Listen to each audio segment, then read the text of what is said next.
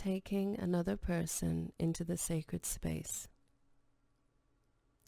About 2 weeks after my experience with Claudette's horses, I was at the East Coast to give another Earth Sky workshop. What I had been learning from the Kogi Mamas was still foremost in my mind. My facilitator, who was helping me set up the workshop, listened closely to what I was saying about this sacred space within the heart, and finally she could not contain herself anymore. She asked, "Could you please show me?" At first, I was reluctant, because we humans have much emotional garbage and control restraints, which makes leaving the mind scary for most of us. But she was persistent, and finally I consented to try, not really expecting anything to happen. We sat cross-legged, facing each other, and began with a simple meditation of watching our breaths, more to relax than for anything else. Then, as the Kogi Mamas had shown me, my spirit literally left the space of my mind and moved into my heart, and almost immediately strange sounds came out of my body and an inner vision appeared.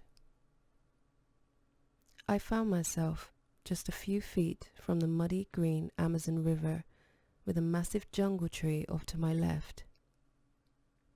The tree had an enormous branch that ran parallel to the ground and extended about 20 feet from the main trunk. With my spirit about 6 feet off the ground, I observed directly below me a large male puma walking swiftly and with determination.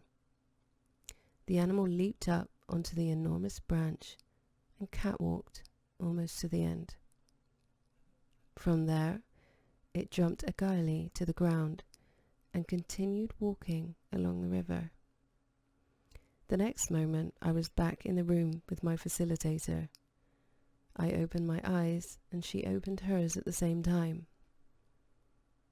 I looked at her to see what she had experienced, but didn't expect anything. To my total surprise, she described my experience down to the smallest detail. I could hardly believe it. It worked. Leaving me no time to think about what had just happened, she excitedly asked me to do it again. She reminded me of how I had felt when Emma had first made the sounds for me. So, we closed our eyes again, and in a moment another sound came out of my body. Immediately, I was at the ceiling of a room in the Colombian woman's house, looking down at her as she was sleeping in her bed. It was early in the morning, and her home was old and made of adobe. The spirit of Emma rolled out of the Colombian woman's body and rose to join me at the ceiling. We merged and together went right through the wall to the outside. We rose high into the air where we could see the jungle below us and the mountains all around us. Then, like a jet plane, we began to rapidly move over the treetops and headed up the mountain.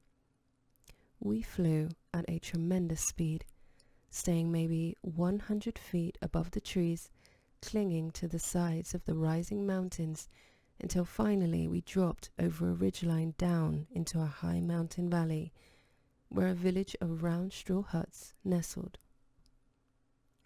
We flew straight to one of the huts and passed right through the walls to where Emma's body was lying naked on a bed of grass.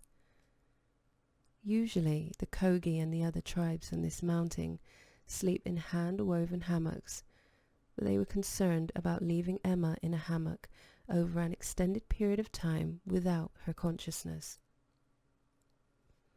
We rolled into her body, and she woke up to her family standing all around her. Her 3 children came running, excitedly yelling her name to give her a hug for returning. The youngest, who was just over 1 year old, went immediately for her left breast and began suckling. Her husband and 2 old mamas stood by. I looked at them, and they acknowledged my presence. And then it was over. I was back in the room at the east coast of the US with my facilitator. Again, we both opened our eyes at the same moment.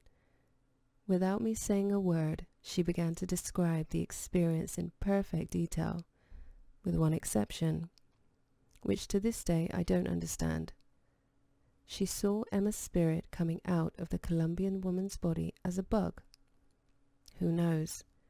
Perhaps it had something to do with her belief systems. With that one exception, she'd had the identical experience as I did. To say that I was excited doesn't even come close to describing how I felt. Now there was absolutely no doubt of the validity of a secret place in the heart. This experience held such enormous human potential and could truly change the course of human history away from extinction. And what the Kogi Mamas wanted me to do was teach or transmit this ability to other people. Why?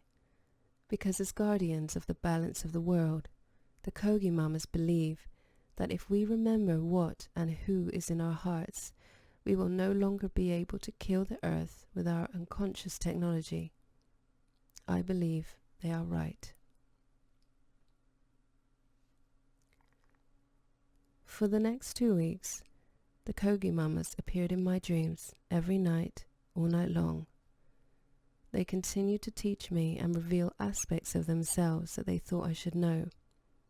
It was clear, very clear, from these dreams that they wanted me to reveal this information to the technological cultures of the world. Eventually, I did have a personal meeting with the Kogi, but I learned nothing that they had not already taught me. They did, however, make suggestions, and I am using some of their advice to teach what I had learned. But some of their advice I can't use. For example, the Kogi Mamas said that if I had students stand up in a completely dark room without sleep or food for 9 days and nights, they would be able to enter the sacred space of the heart. This may be true, but it would not work in the modern world. Using my personal experience of a guide, I eventually found 2 ways that work as substitutes, which I will share with you before this book is over.